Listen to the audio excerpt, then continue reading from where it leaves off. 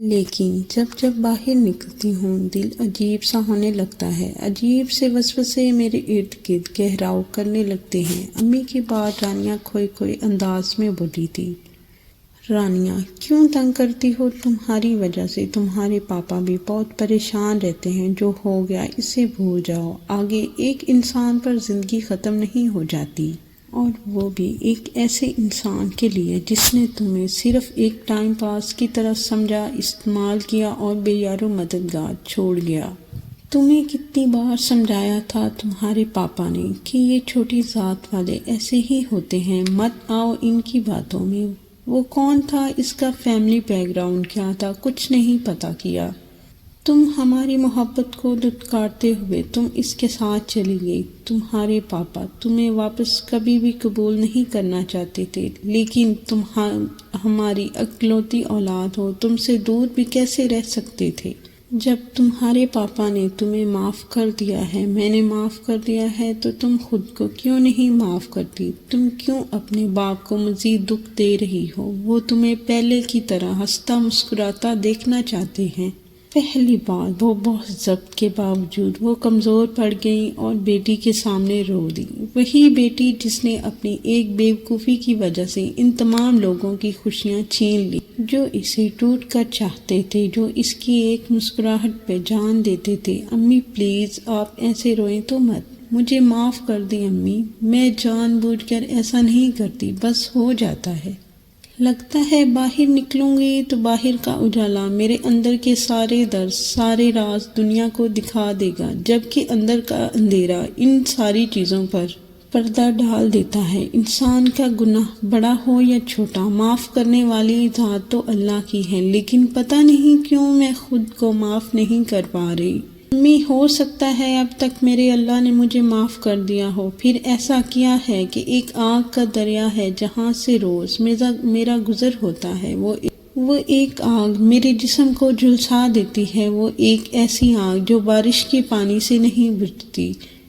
ایسا لگتا ہے جیسے کسی نے بد دعا دے دی ہو، میں ہمیشہ اسی آگ میں جلتی رہوں۔ ایسا کیوں ہوتا ہے میرے ساتھ امی؟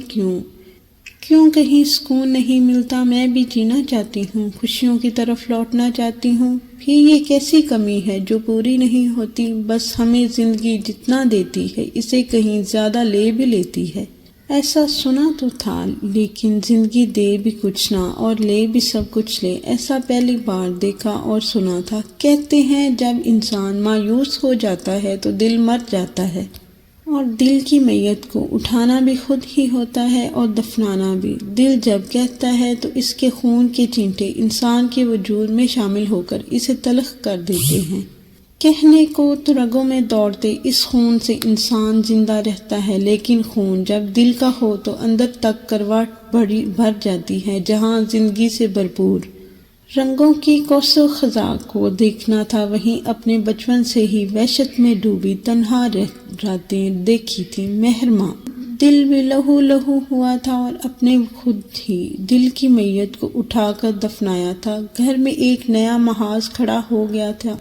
اسامہ نے سب کے سامنے ڈٹ کر کہہ دیا تھا کہ محرمہ سے اس کی شادی ہوگی۔ اسامہ کی بات پر سارا گھر سناٹے کی زد میں آ گیا، جہاں سب کا دل غیر ہونے لگا تھا، وہیں محرمہ کا دل کچھ دنوں کے لیے مطمئن ہو گیا تھا کہ جو ہوا اچھا ہوا، اب اسے مزید وقت مل گیا تھا اس قید سے چھٹکارا پانے کا، تو بہانہ ڈھونڈنے کے لیے وہ سوچوں میں ایسی الجھی ہوئی تھی کہ گھر اور آفس دونوں کا کام سب گڑبڑ ہو رہا تھا، کسی دھاگے کی طرح آپس میں الجھ کر اس کا دماغ کا برتا بنا رہے تھے۔ آفس آنے سے پہلے ہی اس کا سر درد سے پھٹا جا رہا تھا۔ ایک رات ایک ہی نقطے پر سوچتے ہوئے، اپنی قسمت پر آنسو بہاتے ہوئے گزر۔ تنک کے کچے رنگ کیسے ہوتے ہیں، ان رنگوں کا اپنی زندگی میں پیرونا کیسا لگتا ہے؟ کالی اور صرف کالی سیاہی کو اپنے ارد گرد بڑھتے دیکھنا کیسا ہوتا؟ کہتے ہیں رات کی گہری سیاہی کے بعد بھی اجالا بکھرتا ہے، پھر اس کی زندگی کا اجالا کہاں جا سویا تھا؟ سیاہی نے ہی کیوں اس کا ارد گرد گہراؤ کر رکھا ہے؟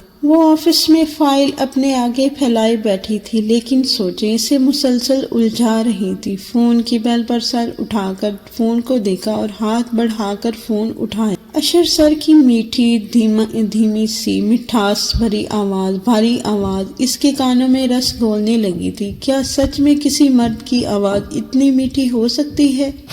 یا یہ محض اس کا وہم تھا؟ کیونکہ اس نے جب سے ہوش سنبھالا تھا تب سے گھر کے مردوں کی کرخت آواز ہی سنی تھی، اور اب اس کی مرد کی میٹھی آواز سن کر اسے عجیب بھی لگ رہا تھا اور اچھا بھی۔ ہیلو مس مہرما، آپ مجھے سن؟ فون میں اشر کی آواز دوبارہ گونجی۔ وہ ایک یکدم سیدھی ہوئی۔ جی سر، میں سن رہی ہوں۔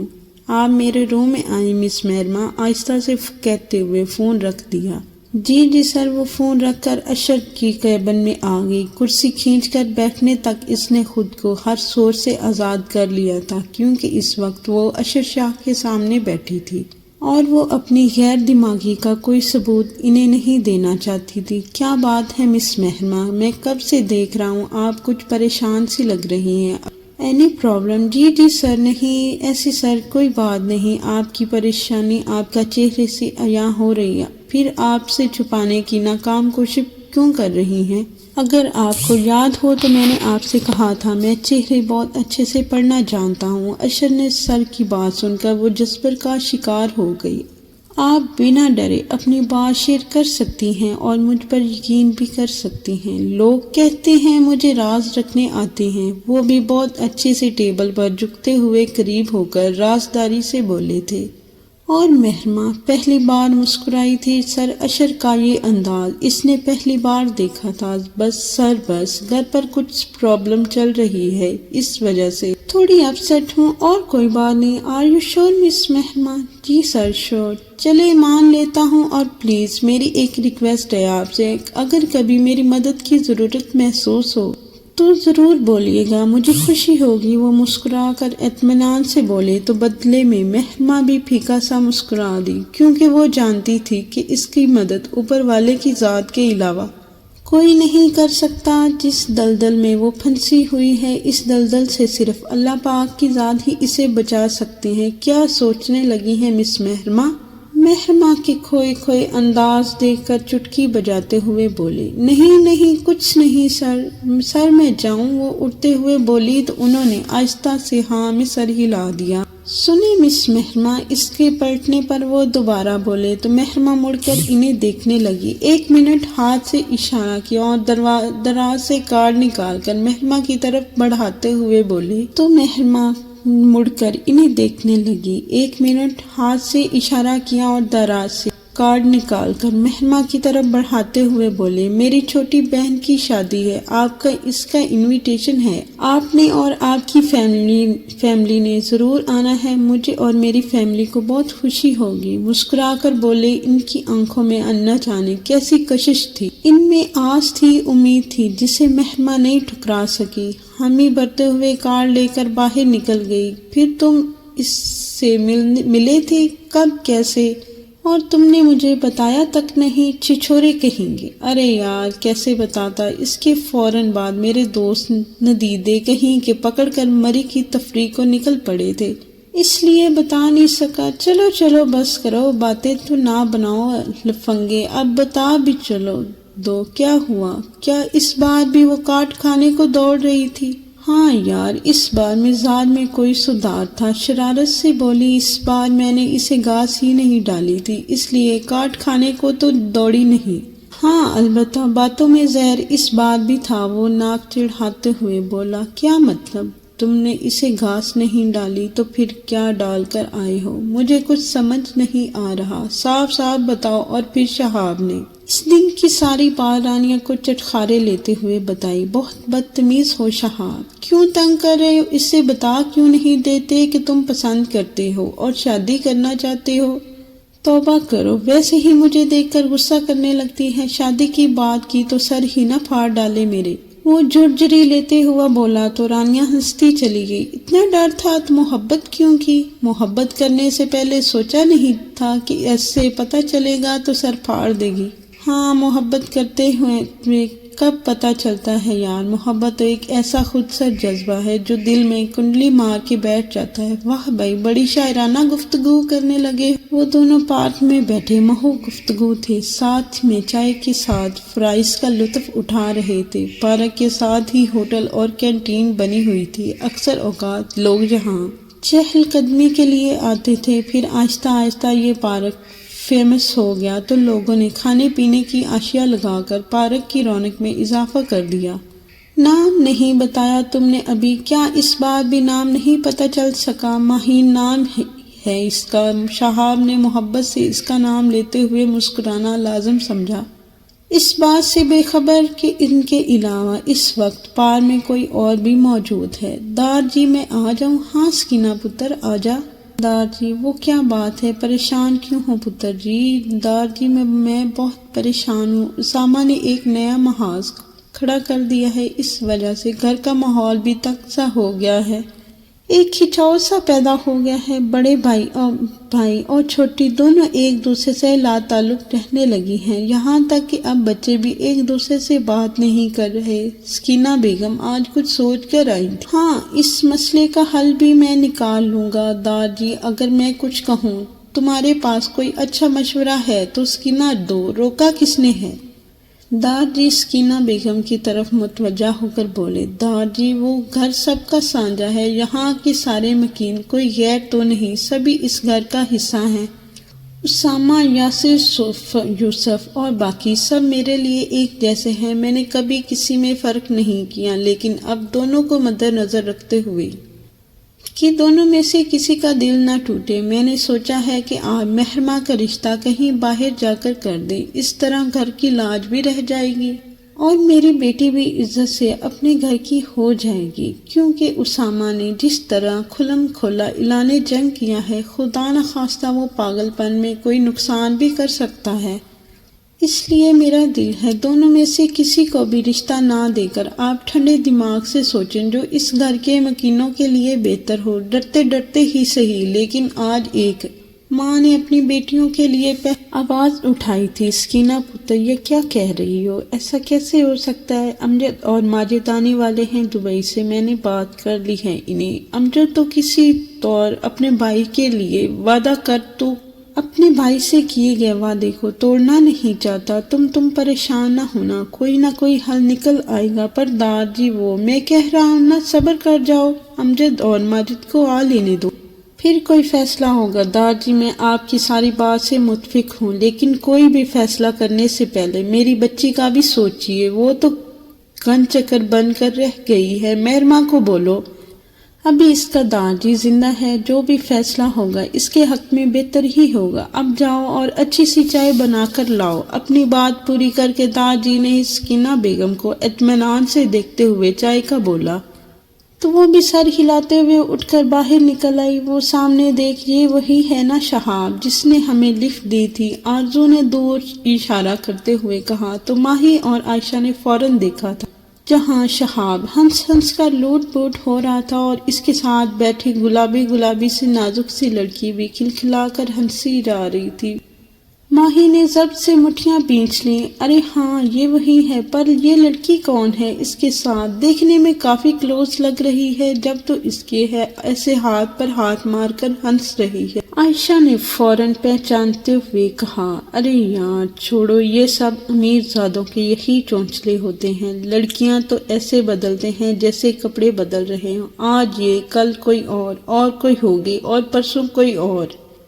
اس بار آرزو دل کے ارمان لٹتے ہوئے دیکھے فوراً بولی، میں جا رہی ہوں، دیر ہو رہی ہے، تم لوگوں کے کہنے پر چلی آئی، ورنہ امی کو پتہ چلانا کہ میں لیٹ کلاس کا بہانہ کر کے میں یہاں پارک میں آ بیٹھی ہوں تو میری شامت آ جائے گی۔ ماہی اٹھتے ہوئے بولی تو وہ دونوں بھی ساتھ ہی اٹھ کھڑی، جاتے جاتے ہی غصے سے بھری نظر، سرد نگاہ شہاب کے مسکراتے چہرے پر ضرور ڈالی تھی، دل میں اٹھے اس نئے جذبے کو اپنے پاؤں کے نیچے کچل ڈالا تھا۔ بارش کی ہلکی بوندا باندی ہو رہی تھی، زرد پتے ہوا کے زور سے گر کر یہاں وہاں گرتے شور کر رہے تھے، چڑیوں کی چہچہار ہر طرف پھیلی ہوئی تھی۔ आसमान ने रंग बदला था, काले बादल नीले फलक को स्याही रंग में बदल गई थी। किचन से उठती इश्तहा अंगेज पकौड़ों की खुशबू हर तरफ फैलकर भूख का एक नया एहसास उजागर कर रहे थे। सब्ज पत्तों पर नजर पड़ते ही तमानत भरा इश्तहा एहसास इसके रुख पर छा गया। दोनों बाजू बाहम बांधे यहाँ वहाँ चलते वो मुसलसल शहाब के बारे में सोच रही थी। 2 दिन से इसकी सोचों का महवर शहाब ही बना हुआ था। उफ माही की बच्ची, ये तुझे क्या हो गया है? वो क्यों तेरे आसाबों पर सवार हो गया है? ये जानते हुए भी कि ऐसे अयाश लोगों की सिर्फ एक ही मंतक होती है। खूबसूरत लड़कियों को 4 दिन बड़ी बड़ी गाड़ियों में घुमाया और फिर ये जा वो जा, टाटा बाय बाय। वो मुसलसल खुद को समझा रही थी, लेकिन दिल कमबख्त कब किसकी सुनता है। अगली बार मेरे सामने आया ना तो कसम से सर फाड़ दूंगी। शक्ल से कितना मासूम लगता है, और काम देखो, छिछोरा कहीं का, उल्लू का पट्टा। इसका तो सर फाड़ दूंगी। अपने सर का क्या करूं, बस अपना सर भी फाड़ लूं, क्योंकि वो कमीना यहाँ बसेरा जो कर बैठा है। हाय अल्लाह, ऐसा क्यों होता है? जो हमसे मीलों दूर होता है, इससे दिल कैसे जुड़ जाता है, और वो भी कभी न हल होने वाली लड़ाई में। हाय अल्लाह, क्या करूं? कौन कहता है कि मोहब्बत मुनफरिद जज्बा है? मेरे सामने आए, इससे पूछूं और बोलूं कि मोहब्बत मुनफरिद जज्बा नहीं बल्कि एक खुदगर्ज जज्बा है जो इंसान का दिल इससे छीन लेता है, जिस पे वो मोहब्बत का आसेब चढ़ता है। माही ने नखवत से सोचा। बदल जाता है, इसकी सोच बदल जाती है, जीने का अंदाज बदल जाता है। मुट्ठियां दबाते हुए मुसलसल वो अपने आप से बातें करती टहल रही थी। बारिश की फवार से इसके कपड़े गीले हो रहे थे, लेकिन माही को गीले कपड़ों की क्या परवाह। वो तो ऐसे शख्स की मोहब्बत की आसीर हो गई थी जिसके आगे मोहब्बत फक्त टाइम पास थी, और ऐसा माही सोचती थी। फोन की बेल पर इसने हाथ में पकड़ा मोबाइल ऑन किया और कान से लगाते हुए बोली, हेलो। 1 बार 2 बार 3 बार बार हेलो करने पर भी जब कोई ना बोला तो माही ने कॉल कट कर मोबाइल को घूरा। चलो जी, एक तो मेरा दिल मेरा ना रहा, सुकून लुट गया, चैन छिन गया, ऊपर से ये मनहूस रॉन्ग कॉल स्टार्ट काम।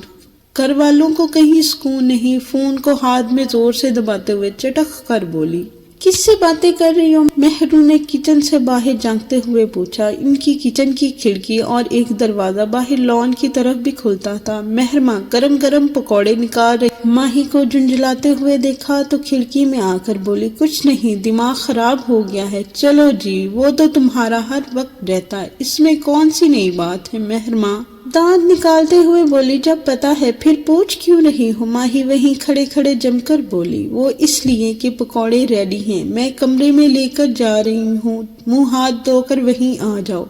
दिमाग तुम्हारा खराब है और कह मुझे रही हो? माही मेहरमा को देखकर बोली, क्या मतलब? मतलब ये कि इतना सुहाना मौसम है, बारिश की बूंदें भी हैं, हवा का रक्स भी है, चिड़ियों की चहचहा पुकार भी है, दिल आज पुरइसरार भी है। बंजर जमीन की खुशक मिट्टी आज गीली गीली सी महसूस हो रही। हवा की मौजों ने बहुत अरसे बाद यहाँ का रास्ता देखा है। बजाय यहाँ बैठकर मौसम एंजॉय करते हुए पकौड़ों का लुत्फ उठाने के तुम अंदर कमरे में जाने की बातें कर रही हो, तो फिर हुआ ना तुम्हारा दिमाग खराब? माही छेड़ते हुए बोली तो मेहरमा भी मुस्कुराकर पलट गई और फिर ट्रे लिए बाहर आ गई। अभी वो दोनों पकौड़ों में शुगल फरमाई रही थी जब छोटी रानी हाँफती हुई आई। बजो बजो, वो ताई अम्मी गिर गई थी। कोई अंकल इन्हें घर तक छोड़ कर गए हैं क्या? दोनों के मुंह से यकदम निकला और फिर सर पर अंदर की तरफ दौड़ लगा दी। चाय और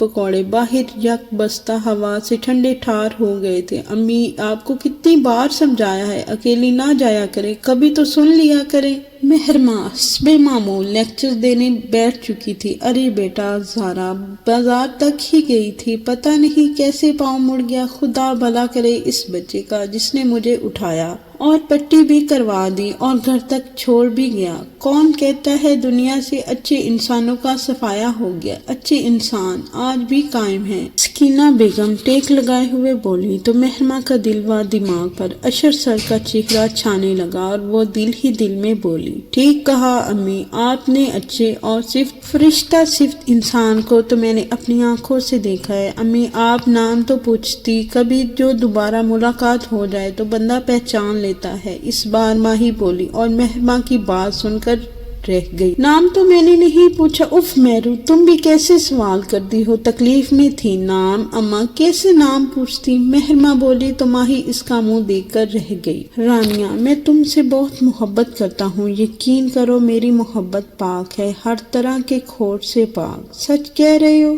کبھی چھوڑ کے جاؤ گے تو نہیں؟ تمہاری محبت میں نے عزیز لوگوں کی محبت کو پیچھے چھوڑ دیا، اب تم کبھی مت چھوڑ جانا مجھے، ورنہ اس تنہا سماج میں مجھے قبول کوئی نہیں کرے گا۔ میں وعدہ کرتا ہوں کبھی نہیں چھوڑوں گا۔ تم نے میری خاطر اپنا گھر بار چھوڑ دیا، میں تمہیں کیسے چھوڑ سکتا ہوں؟ تم تو میری زندگی ہو۔ دیکھنا بہت جلد اپنے گھر والوں کو منا لوں گا اور تمہیں عزت سے اپنے گھر لے جاؤں گا۔ کسی بے وفا کی باتیں مسلسل اس کے کانوں میں سیسا گول رہی۔ رانیہ اضطراب سے کانوں پر ہاتھ رکھ کر اٹھ بیٹھی۔ کیوں کیا تم نے ایسا؟ کیا قصور تھا میرا جو تم مجھے اندھیرے میں مرنے کے لیے چھوڑ گئے؟ قصور صرف اتنا تھا کہ میں نے تم سے محبت کی تھی۔ محبت کرنے کی کوئی اتنی بڑی سزا دیتا ہے بھلا؟ میں تمہیں کبھی معاف نہیں کروں گی۔ ابھی وہ سوچوں میں گم تھی جب اسے اپنے موبائل کی بیل سنائی دی۔ ادھر ادھر ہاتھ مارا لیکن فون کہیں نہیں تھا۔ اس کی نظر ڈریسنگ پر پڑے فون پہ پڑی تو وہ فوراً اٹھ کر فون اٹھایا۔ شہاب کا کالنگ کر رہا تھا۔ اس نے فون اٹھا کر کان سے لگایا۔ رانیہ 5 منٹ میں ریڈی ہو جاؤ، میں پک کرنے آنے لگا ہوں۔ نہ سلام نہ دعا، چھوٹتے ہی وہ بولا تھا، حوصلہ کیوں ہر وقت بنا بریک کی گاڑی پہ سوار رہتے ہو؟ نہ سلام نہ حال حوال پوچھا، بس شروع ہو گئے۔ رانیہ سارے درد تکلیفیں بلا کر مسکرا کر بولی، کوئی بڑی بات نہیں، حال حوال میں گاڑی میں بھی پوچھ سکتا ہوں، البتہ محترمہ be ready, I am coming. ہوش کو ہاتھ مار۔ رات کے 10 بجے کہاں لے کر جا رہے ہو؟ کہاں لے کر جاتا ہوں یار؟ تم سوال بہت کرتی ہو، یا میں جو کہہ رہا ہوں میں آ رہا ہوں، تم ریڈی ہو رہو، مل کر بتاؤں گا۔ بے فکر ہو جاؤ، بھگا کر نہیں لے جا رہا اور نہ ہی اغوا کر کے لے جاؤں گا۔ بہت بدتمیز ہو، چھچورے کہیں گے۔ کاش میرے پاس تمہاری اس کھچڑی ماہی کا نمبر ہوتا تو اسے کال کر کے بتاتی کہ دیکھو تمہارا یہ چھچورا عاشق رات کے 10 بجے مجھے لینے آ رہا ہے، کوئی پتہ نہیں وہیں سے تم مجھے یرغمال بنا کر لے جاؤ۔ پھر رانیہ نچلا ہونٹ دانتوں تلے دبا کر شرارت سے بولی، اچھا نمبر چاہیے، میں دوں نمبر؟ کیا میں نے کب مانگا؟ ارے ابھی تو دل چاہ رہا ہے۔ محترمہ کو انفارم کرنا ہے تو میں کہہ دیتا ہوں نا، نمبر بتاؤ اسے، اسی بہانے دیدار یار ہو جائے گا۔ وہ بھی شاب تھا، حاضر جواب۔ لفنگے ہو پورے، چلو رکو، فون میں ریڈی ہوں۔ میٹھی سی ڈانٹ پلا کر وہ فون بند کیا اور آئینے کے سامنے آ کر کپڑے صحیح کرنے لگی۔ بالوں میں برش یا میک اپ کے بنا اس کا چہرہ دمک رہا تھا، گلاب کی تازہ پتیوں کی طرح۔ ہونٹوں پہ بام لگائی، ایک نگاہ آئینے پر ڈال کر نیچے چلی گئی جہاں امی ابو بیٹھے تھے، چائے پی رہے تھے، ساتھ ٹی وی پر نیوز دیکھ رہے تھے۔ رانیہ بیٹا کہاں جا رہی ہو؟ وہ بھی اس وقت؟ امی نے اس وقت رانیہ کو دیکھا تو بے یقینی سے پوچھا، کیوں رانیہ شام کو ہی اپنے کمرے میں چلی جاتی تھی، اس کے بعد وہ صبح ہی اپنے کمرے سے باہر نکلتی تھی۔ بڑی امی، رانیہ میرے ساتھ جا رہی ہے۔ رانیہ سے پہلے پیچھے کھڑا شہاب بول اٹھا، شہاب بیٹا تم اس وقت یہاں کہاں جانا ہے اس وقت؟ بڑی امی اس کے سر پر ہاتھ پیار سے ہاتھ پھیرتے ہوئے بولی، مطلب یہ کہ رائمہ کی سہیلیاں آئی ہوئی تھی ڈھولک بجانے۔ بڑی امی کیا بتاؤں، بڑی لمبی کہانی ہے۔ کیا مطلب؟ قسم سے اتنا بے سرا بجاتی ہیں کہ اپنے ساتھ ساتھ ہم سب کے سر درد کرنے لگے ہیں۔ تو بات یہ ہے ڈھولکی بجا بجا کر ان کے دماغ گرم ہو گئے، اب سب اپنا دماغ ٹھنڈا کرنا چاہتی ہیں۔ آئس کریم کھا کر تو ان سب کو آئس کریم پارلر لے جا رہا ہوں، رانیہ اور اس کی باتونی دوستوں میں۔ میں تو بور ہو جاؤں گا نا، پھر میں نے سوچا کیوں نہ میں اپنی دوست کو لے جاؤں، تو اب اگر آپ دونوں کی اجازت ہو تو میں لے جاؤں۔ رانیہ کو ارے بس میں پوچھنے والی کیا بات ہے، لے جاؤ۔ اس بار بڑے ابو نے مسکرا کر بولا تو شہاب خدا حافظ کہہ کر لے گئے۔ باہر نکل گیا شہاب اور رانیہ ایک دوسرے کے ساتھ کتنے اچھے لگتے ہیں نا۔ ان کے جانے کے بعد بڑی امی نے محبت سے بولا تھا، ہاں صحیح کہہ رہی ہو تم، ایک دوسرے کے ساتھ کتنے پیارے لگتے ہیں۔ امیر شاہ نے اس لفظوں کی تائید کی تھی۔ امیر ایک بات الطاف سے بات، کیا پتا انہیں کوئی اعتراض نہ ہو اور ایک بار پھر سے میری رانیہ کا گھر آباد ہو جائے۔ اور جانے ویسے بھی میں نے دیکھا ہے رانیہ کو شہاب کے علاوہ کوئی نہیں سنبھال سکتا۔ وہ اسے سمجھتا ہے، اس کی بہت عزت کرتا ہے۔ مجھے امید ہے شہاب کو بھی کوئی اعتراض نہیں ہوگا۔ آپ ایک بار الطاف سے بات تو کریں۔ بڑی امی بڑی پر امیدی سے بولی، ایسی باتیں کرتی ہو، سب جانتے بوجھتے ہوئے بھی ایسا سوچ رہی ہو۔ امیر شاہ ٹی وی آف کرتے ہوئے عام انداز میں بولے، جو ہوا سو ہوا، اب ہم اس وقت کو واپس تو نہیں لا سکتے نا، ایک بار بات کرنے میں کیا جاتا ہے۔ ٹھیک ہے آپ بات نہیں کرنا چاہتے نہ کریں، میں خود شمائلہ سے بات کروں گی۔ شمائلہ بھی تو رانیہ سے بہت پیار کرتی ہے، وہ ہماری عزت کا ضرور پاس رکھیں گی، کوئی ضرورت نہیں بات کرنے کی اور انہیں مجبور کرنے کی۔ رانیہ کی جہاں قسمت ہوگی ہو جائے گا۔ اگر شمائلہ اور الطاف ایسا سوچتے ہیں تو وہ خود بات کر لیں گے۔ ایسا سوچ خود سے بات کر کے کہنا مجبور کرنے کے مترادف ہے، اور میں اپنے بھائی کو یا اس کی اولاد کو مجبور نہیں کروں گا، اور خبردار جو تم نے ایسی ویسی کوئی بات کی تو۔ امیر شاہ غصے سے اپنی بات پوری کر کے اپنے کمرے میں چلے گئے اور بڑی امی ایک بار پھر نہ ختم ہونے والی سوچوں میں الجھ کر رہ گئیں۔ ایک امید کی کرن نظر آئی تھی آج امیر شاہ کے کھردرے الفاظوں تلے دب کر، وہ بھی دم توڑ گئے۔